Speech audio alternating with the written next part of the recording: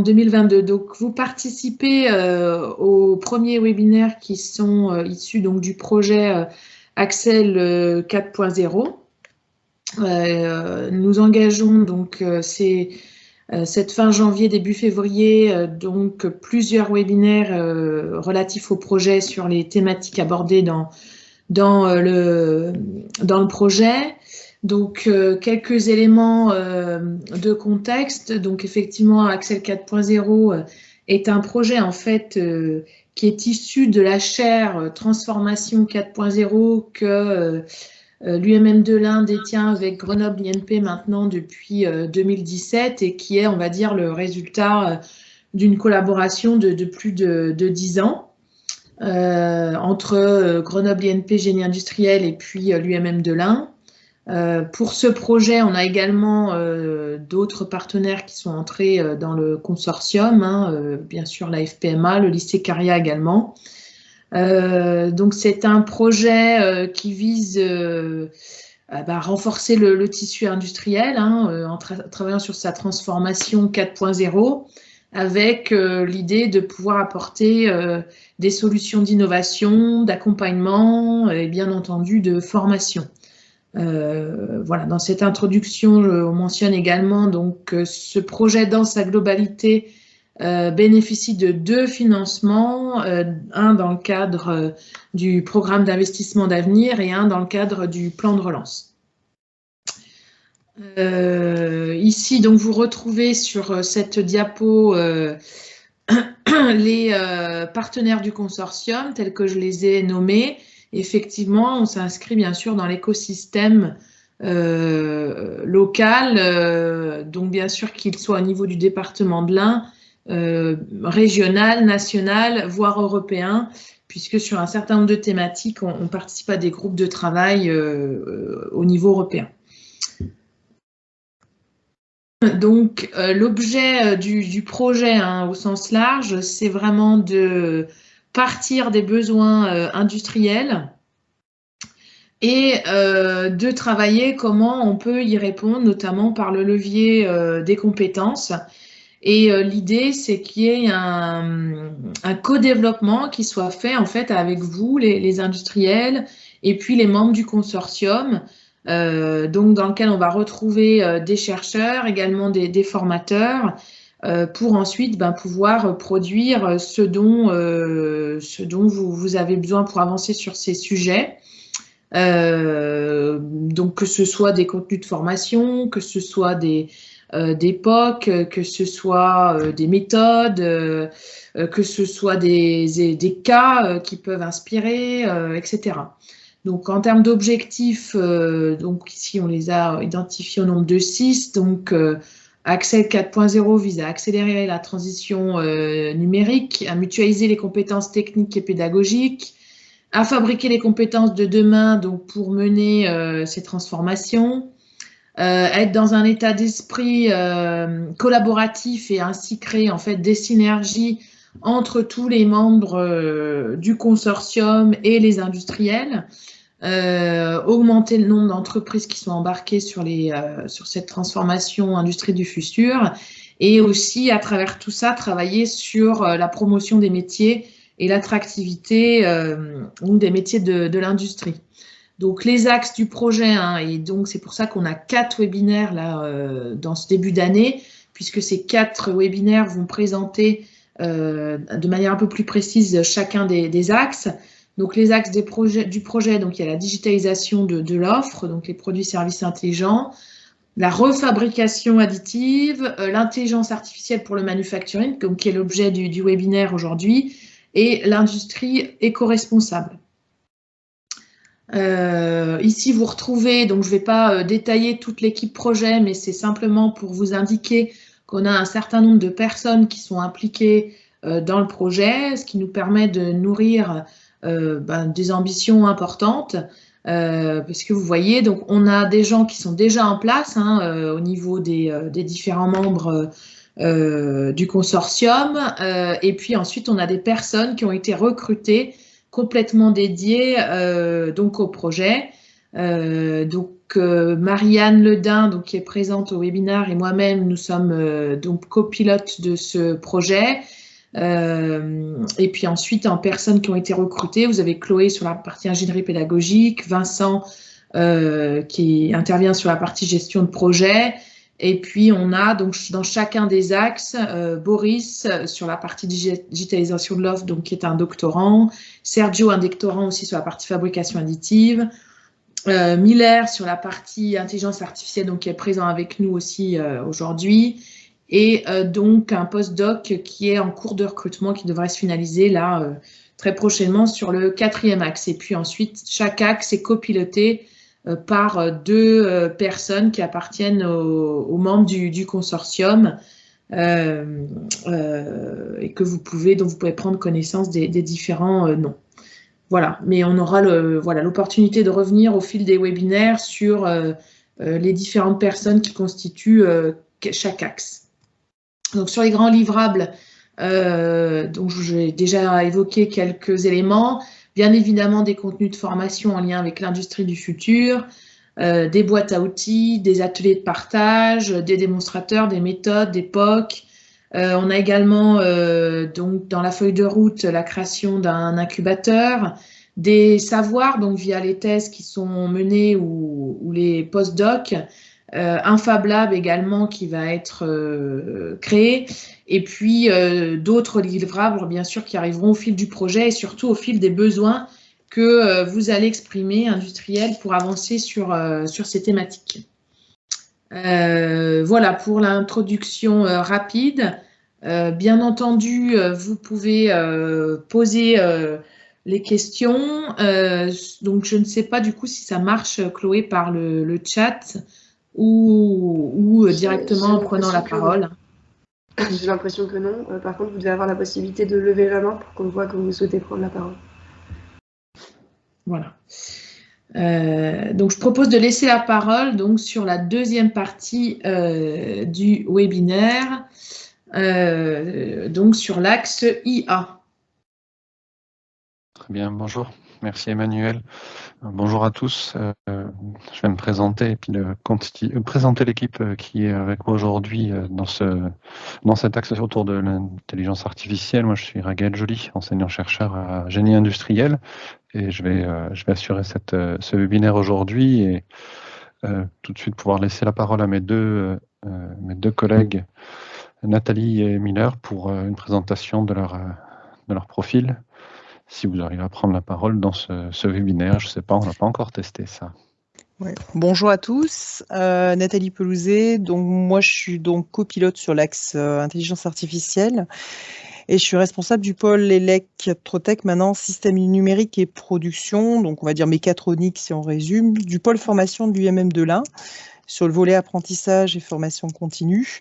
Donc, en sachant que l'objectif, comme c'était annoncé au préalable, c'est de compléter les formations actuelles par des modules complémentaires sur l'industrie du futur et l'IA, et voir si on peut développer de nouvelles offres de formation en fonction des besoins. Voilà.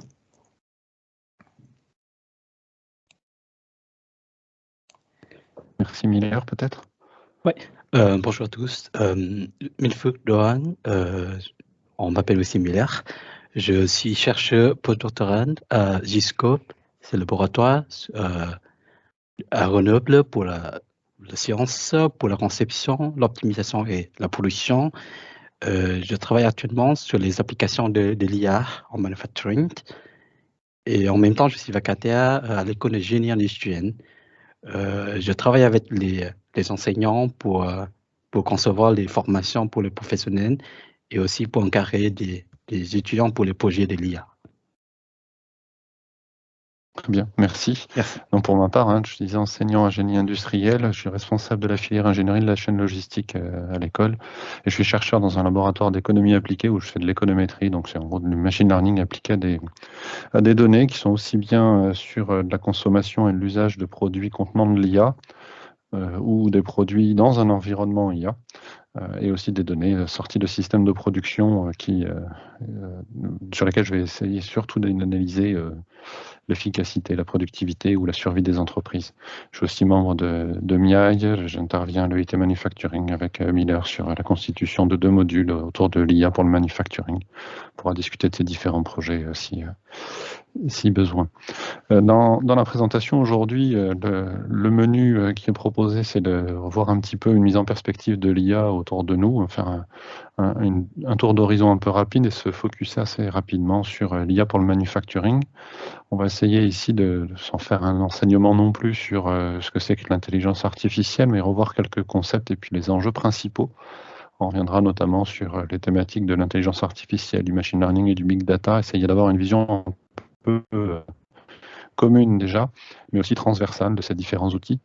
On va voir la présentation est quand même très orientée, ou en tout cas fondée sur toutes les questions de digitalisation des procédures dans l'entreprise.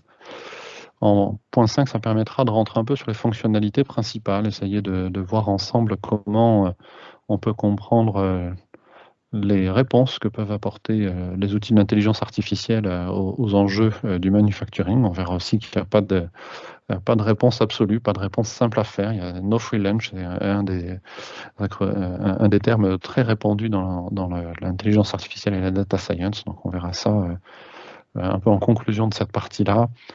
Et on terminera la présentation au travers d'une présentation très synthétique du workflow d'un projet d'IA et les questionnements que cela peut soulever en termes de besoins de compétences et de métiers pour le futur de l'industrie. Puis on reviendra sur les objectifs de l'axe, assez simplement, qui est un peu comme une conclusion de l'ensemble de ce déroulé. Ça permettra ici d'ouvrir aussi la place à quelques questions.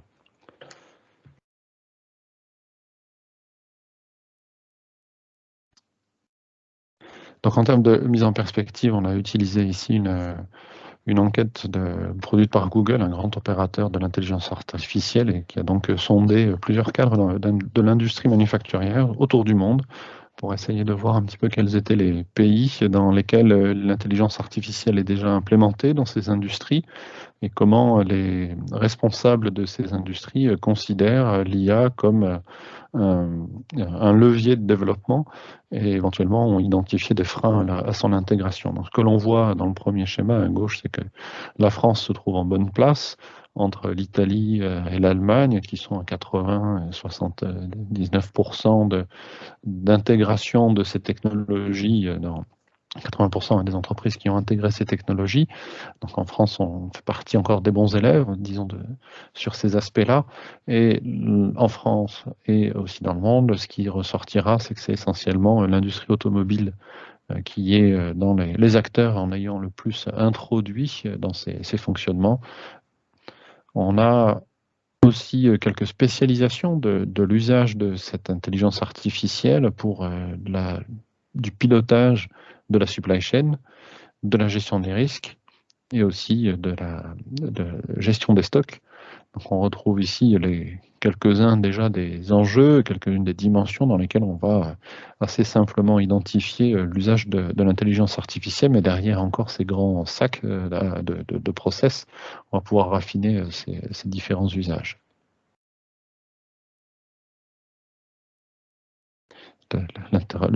L'interface est relativement mouffe là, oui.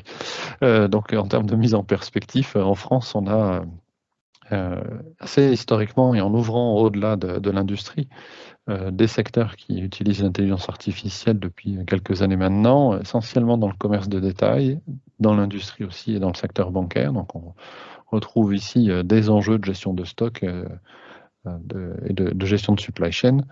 Les freins qui ont pu être identifiés dans la mise en place d'outils de l'IA, c'est en premier lieu la question de la sécurité des données. Je pense qu'on aura l'occasion de revenir sur ces aspects-là, mais c'est ce qui ressort le plus souvent des différents entretiens qu'avec l'équipe nous avons pu mener ou des enquêtes qui ciblent l'introduction et l'implémentation de l'IA. On a aussi d'autres freins peut-être plus liés aux individus finalement et aux porteurs de ces projets, aux utilisateurs de ces projets. C'est un manque de confiance dans le potentiel de l'IA. On arrive assez simplement à identifier les coûts, comme assez souvent lorsqu'on veut créer un nouveau projet. Par contre, il est moins évident, comme ici tout est numérique, digital, et puis fait face à une incertitude sur ce qui y a dans les données, la valeur de la donnée.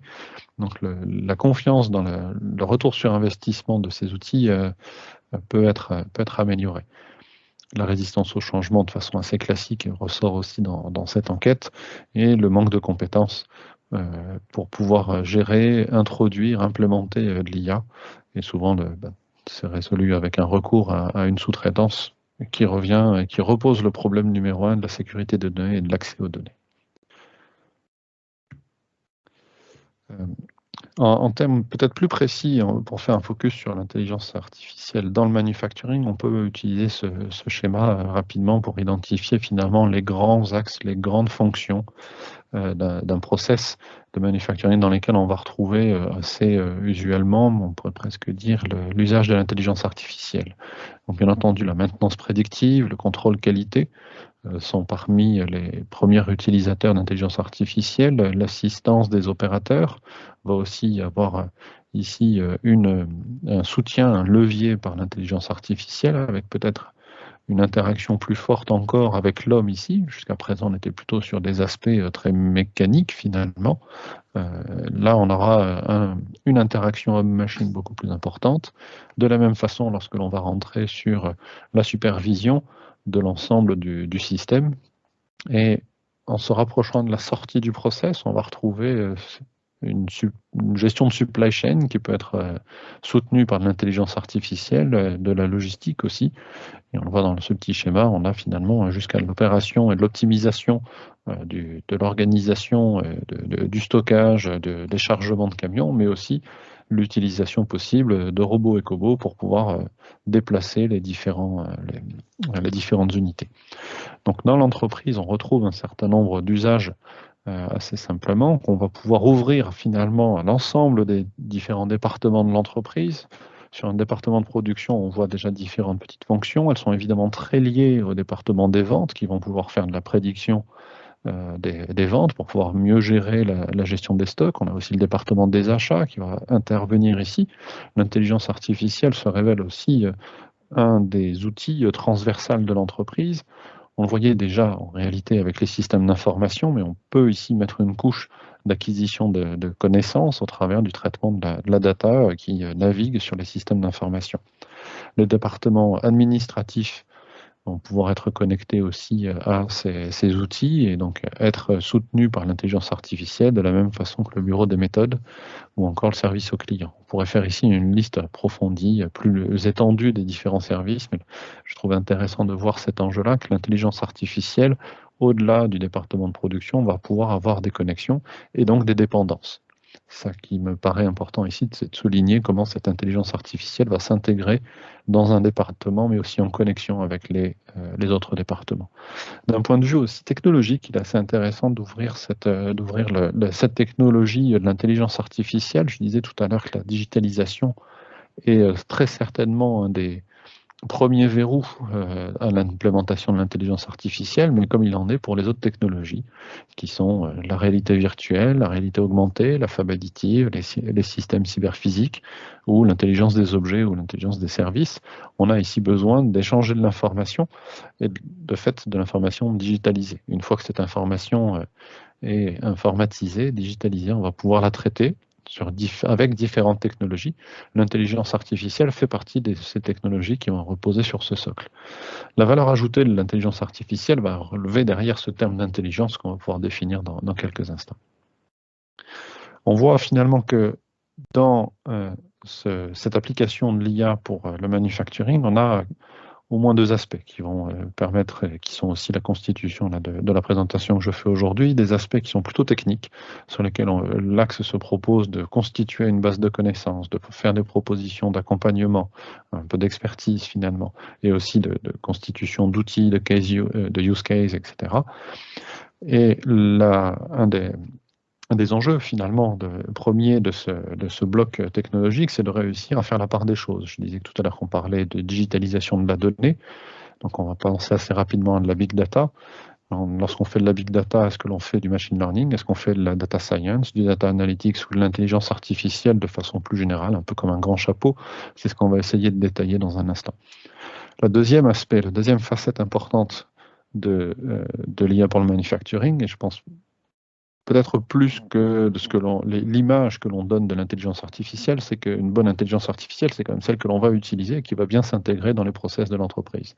Donc on a un véritable enjeu à aller étudier et de composer le workflow d'un projet de data science introduit dans les process industriels et d'en identifier les besoins en termes de compétences, métiers et savoir-faire. Le développement de l'axe et la proposition dans ce projet Axel 4.0 de développer cet axe IA vient d'un constat assez simple en réalité, qui est que derrière les différents termes que j'ai déjà évoqués, l'intelligence artificielle, big data et le machine learning, se cachent en réalité divers savoir-faire et diverses technologies. Une fois passé l'étape de digitalisation, une fois que l'entreprise arrive à collecter ces données, on va avoir une problématique de stockage, de gestion, d'architecture, de sécurisation de la data, voire de la big data lorsqu'elle est véloce, lorsqu'elle est disponible en grande quantité et mise à jour très rapidement, lorsqu'elle va avoir aussi une grande variété, que l'on ait du son, de l'image ou des textes encodés, il va falloir pouvoir gérer ces données-là d'une façon spécifique. On a donc là tout un socle qui constitue un premier métier très certainement, qui est peut-être pas le premier réflexe que l'on a lorsqu'on pense à l'intelligence artificielle. On n'est toujours pas dans quelque chose qui est intelligent de façon artificielle, mais c'est l'input premier de ces outils d'intelligence. Le socle clé pour l'intelligence artificielle, c'est finalement ce qui est autour de l'apprentissage machine, donc le machine learning ou le deep learning, et tous les algorithmes qui vont permettre finalement à la machine d'agréger l'information, de la synthétiser, de la manipuler pour pouvoir en extraire une information peut-être de plus grande valeur, voire une connaissance et une compréhension des process industriels eux-mêmes. On va voir ici les différents axes, les différentes fonctionnalités de ces outils vont permettre d'imaginer des développements différents d'applications d'intelligence artificielle dans le manufacturing. Enfin, la dernière étape, c'est que finalement, ces outils qui sont d'apprendre à une machine à faire des prédictions, à prendre des décisions ou d'aider à faire de la décision, vont s'ancrer dans de la data. Et cette data, elle provient d'un système et elle va permettre d'en alimenter un autre. Donc le plus souvent, on sera sur des approches, par exemple, des systèmes produits-services qui sont en interaction. Donc on a collecté de la data, on renvoie de la data à un utilisateur. Dans de l'IoT, on va avoir un peu les mêmes pratiques finalement. La maintenance prédictive, c'est je collecte de la data sur la machine et son fonctionnement et j'essaye de réémettre de l'information et de la data à l'opérateur qui va faire les opérations nécessaires pour faire la réparation ou planificateur de la maintenance pour qu'il puisse mettre en œuvre son programme de maintenance.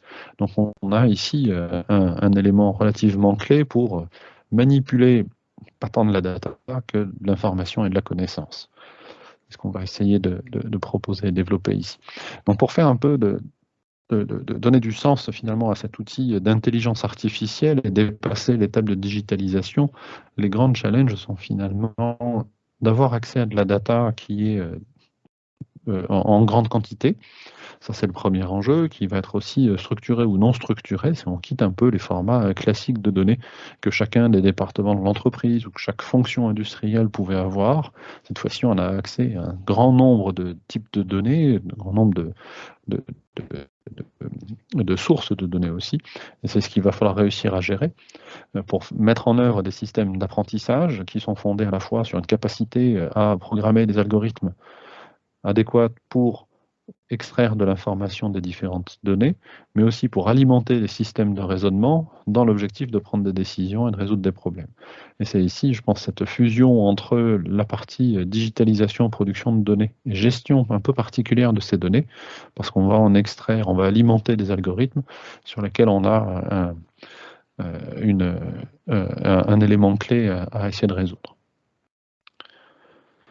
En termes de fonctionnalité, une façon de décrire ce que l'on peut faire avec un outil d'intelligence artificielle, c'est finalement, je vais presque dire assez simple, quand on a vu quelques-unes des applications, mais on peut le structurer, le détailler avec ces 6 étapes ici. Le premier enjeu,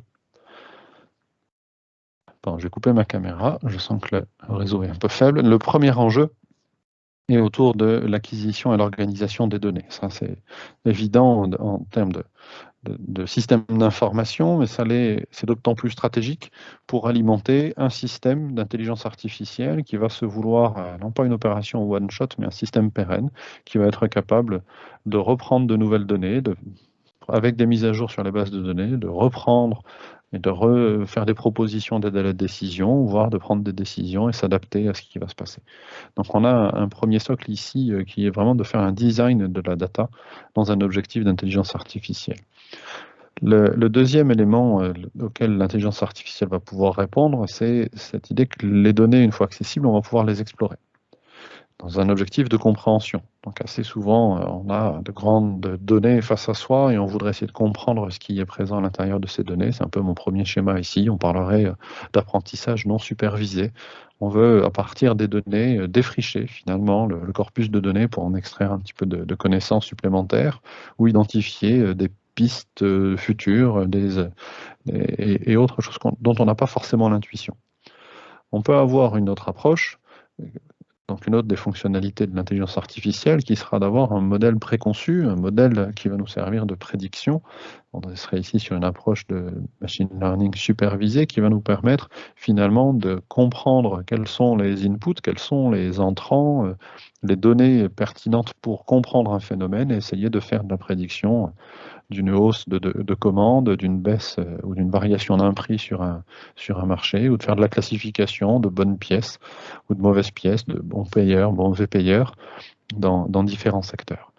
On a donc ici une intelligence artificielle qui est à deux niveaux, qui va permettre de comprendre les relations entre les différents facteurs, entre les différentes variables, entre ce que l'on aura pu mesurer finalement avec l'étape de digitalisation, voire aller un peu au-delà et commencer à faire de la prédiction sur ce qu'il devrait se passer avec des taux de prédiction, de bonnes prédictions qui sont maintenant impressionnants étant donné les nouvelles technologies qui sont mises en place dans ce secteur. Enfin, on se rapproche des questionnements de l'intelligence artificielle dans les process. Une fois qu'on a fait une prédiction, à quoi cela va nous servir? C'est-à-dire qu'on a besoin d'une intelligence artificielle qui soit là pour répondre correctement à une prise de décision. Donc, on a plutôt besoin de résoudre ces 4 premières étapes à rebours, c'est-à-dire une fois qu'on sait le type de décision qu'on doit prendre, quel est l'algorithme que l'on doit utiliser pour faire un apprentissage qui permet de faire une prédiction ou une compréhension, d'où viennent les données pour répondre correctement à cette décision. Donc j'ai tendance à proposer ici une analyse, vous voyez, des fonctionnalités à l'inverse.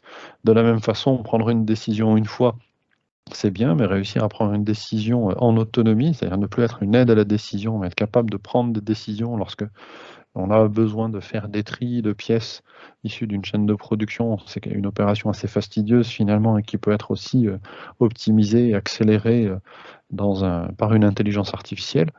Et cette intelligence artificielle, sur une perspective de long terme, on parlait de retour sur investissement précédemment, a aussi besoin d'être suffisamment flexible et pérenne pour pouvoir s'adapter aux situations futures, donc peut-être avoir des systèmes d'apprentissage qui se font par renforcement et donc avoir des intelligences artificielles qui arrivent à apprendre, à s'adapter et à développer les modèles d'apprentissage dont on aura besoin pour certaines tâches et les variations autour de cette tâche. En termes de workflow, je le disais tout à l'heure, on a donc là vu les différents objectifs et on voit qu'il y a une opération qui est finalement de suffisamment anticiper la fin, c'est-à-dire la finalité de l'intelligence artificielle, l'usage de l'intelligence artificielle pour pouvoir mieux anticiper les différentes étapes précédentes. Donc on aurait ici dans ce workflow détaillé de la production de la donnée à son stockage, son nettoyage, l'extraction d'informations de la base de données et finalement les 3 dernières étapes. La partie descriptive, que j'ai appelée exploration et compréhension, la partie prédictive et prescriptive. On va avoir ici différents types de métiers sur ces différentes étapes et outils. Alors, on peut s'amuser sur Internet à regarder les différents vocables utilisés pour décrire les individus qui font de l'intelligence artificielle. On trouve du data manager, du data ingénieur, du data miner, analyste, scientist et j'en passe. On a finalement ici des individus qui ont j'allais dire, des poids sur les différentes compétences un peu inégaux. Donc le data manager va être beaucoup sur l'amont de cette chaîne et de ce workflow. Le data scientist serait plutôt sur la fin, voire sur l'ensemble. Le data analyst essentiellement sur l'analyse des données. Donc on va ici avoir à identifier, je pense, les compétences nécessaires pour certaines des étapes. Et donc bien comprendre comment ces étapes du workflow de l'intelligence artificielle s'intègrent dans les différents process industriels, ça va nous permettre d'identifier les ponts importants et les éventuels verrous du passage d'un process d'IA vers un process industriel.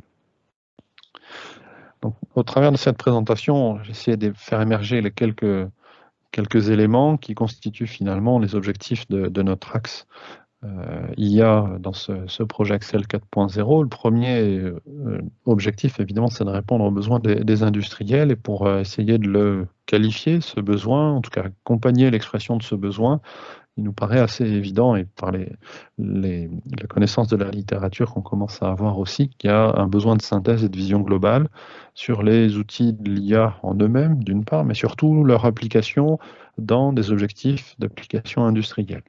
Donc une typologie des usages, quelque chose comme ça, permettrait de voir quels outils fonctionnent bien dans quel type d'application et répondent aux besoins. Et on a donc ici besoin d'un panorama d'outils associés aussi à des performances. Et quand je parle de performance ici, j'ai une notion au sens large. Je mets le performance avec un S majuscule ici pour bien insister sur cet enjeu que l'IA, c'est le plus souvent un taux de bonne prédiction, de faibles erreurs de prédiction. Ça, c'est un premier enjeu, bien entendu. Mais pour l'industriel, il faut que cet outil soit finalement utilisé dans l'entreprise, soit accepté et soit intégré dans les outils habituels de ces fonctionnements. Donc, on a plusieurs niveaux de lecture de cette performance, qui est finalement d'avoir en effet de bonnes prédictions, mais surtout d'avoir un temps de calcul, une réactivité, un coût d'usage de l'intelligence artificielle qui ne soit pas trop élevé, et surtout identifier les verrous, les enjeux sécuritaires, de cybersécurité, de sécurité des humains et de respect des normes légales de ces outils-là qui soient dans le scope au travers de l'analyse de ces performances. Donc on se propose de différencier en fonction de la typologie des usages, donc des challenges industriels, les outils et leur niveau de performance dans cette matrice un petit peu élargie de la performance en intelligence artificielle. Notre deuxième objectif, c'est de pouvoir accompagner dans la transformation digitale les entreprises avec un axe ou un focus spécifique sur l'intelligence artificielle. Je parlais tout à l'heure de digitalisation, de stockage de données, c'est un job déjà que font les systèmes d'information. Un des enjeux ici, c'est de réussir à faire le pas supplémentaire qui permet de passer à l'implémentation d'intelligence artificielle. Donc comprendre cette première étape, c'est vraiment un enjeu. L'axe se propose ici d'être un des leviers pour augmenter le nombre d'entreprises embarquées dans cette transformation digitale vers l'industrie du futur pour les entreprises. On a aussi un objectif qui est de construire une synergie, d'avoir un projet collaboratif dans lequel les différents partenaires industriels et académiques vont constituer un écosystème fonctionnant et discutant sur les challenges et le devenir de l'intelligence artificielle pour le manufacturing. Enfin, dernier objectif, plus, j'allais dire, opérationnel encore, et orienté, lui, sur une meilleure compréhension et constitution d'un scope des compétences et des profils nécessaires pour cette intégration de l'intelligence artificielle dans l'industrie. On imagine déjà, par nos discussions dans l'axe, qu'il y a différents niveaux d'expertise nécessaires sur ces outils quand on est opérateur sur une chaîne de maintenance, lorsqu'on est utilisateur d'outils, lorsqu'on est dans un bureau de développement méthode, lorsqu'on est manager de la gestion des stocks de l'entreprise ou lorsqu'on est concepteur du système d'information jusqu'à l'output que donnera l'intelligence artificielle, un dashboard donnant de l'information sur l'entreprise dans le hall d'accueil de l'entreprise. On a ici plusieurs accents qui, selon le type d'usage que l'on va avoir, vont nécessiter une plus ou moins grande compréhension à la fois des verrous techniques, une compréhension des systèmes et des besoins de données qui sont derrière ces systèmes, ou comment ces systèmes vont pouvoir répondre plus précisément à une demande en imaginant éventuellement devoir concevoir les outils et les algorithmes de demain pour l'entreprise. Donc cette granularité que l'on retrouve au travers des rôles et des usages de l'intelligence artificielle, on va essayer de la construire au travers d'outils, d'objets d'apprentissage, comme des use cases pédagogiques, qui vont permettre par des simulateurs, des démonstrateurs, la construction de maquettes, de cas fondés sur des données fictives ou réelles, de voir ce qui se passe quand on fait de la gestion des stocks en termes d'intelligence artificielle, quels sont les enjeux à la fois techniques et d'algorithmes qui sont derrière, mais aussi l'intégration potentielle, les difficultés potentielles lorsqu'on intègre ça dans un système d'information aujourd'hui en place dans une entreprise. Et enfin, de façon un peu transversale, les objectifs sur ce troisième dimension, c'est de pouvoir définir des compétences techniques, des outils pédagogiques qui pourront être mutualisés et offertes à la communauté pour essayer de fabriquer ensemble les compétences de demain. J'arrive au terme de ma présentation. Donc, je vais me permettre de vous remercier de votre attention, vous inviter à discuter avec Nathalie, Miller et moi, soit aujourd'hui, soit par mail. J'ai rappelé les différentes coordonnées de chacun. Et avant de laisser la parole à la discussion, je vous rappelle ici les différentes dates, donc comme ça a été mentionné précédemment, les différents webinaires de l'ensemble du groupe, et les différents points de rendez-vous que l'on peut avoir sur l'intelligence artificielle, la fab additive, la transition écologique et la digitalisation et l'offre de services. Merci de votre attention. Je vous invite à discuter, poser des questions s'il y a des points à aborder.